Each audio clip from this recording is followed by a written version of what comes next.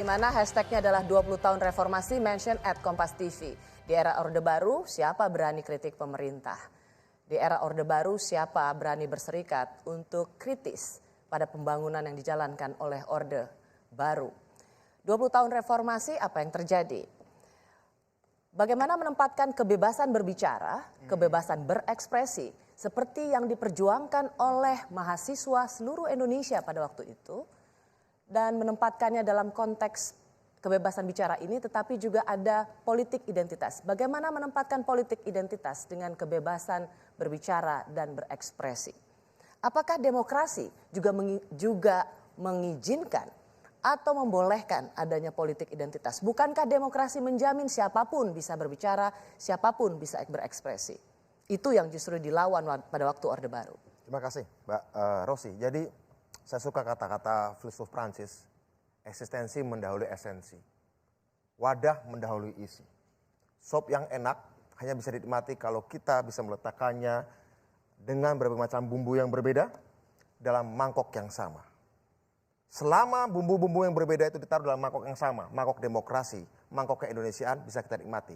Tapi seenak apapun sop itu, ketika mangkoknya dipecahkan, bertebaran di lantai, kita harus memakan sop itu bersama debu dan kotoran lainnya, itu tidak enak.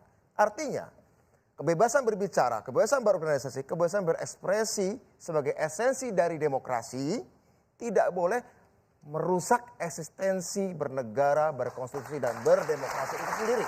Di mananya politik identitas Anda lihat salah atau keliru dalam berdemokrasi? Ketika politik identitas itu dipakai untuk mengubah mangkoknya, memecahkan mangkoknya, itu salah.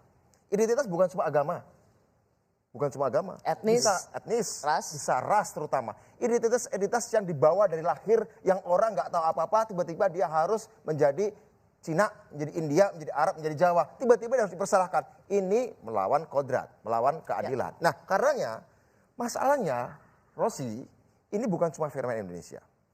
Dan kita lihat bahwa ini juga dimainkan oleh segelintir elit yang ketika dia gagap untuk bertarung ide, mereka tahu ada satu sifat dari manusia dalam alam bawah sadarnya. Sifat jijik dan sifat takut pada yang berbeda, itu udah eksploitasi.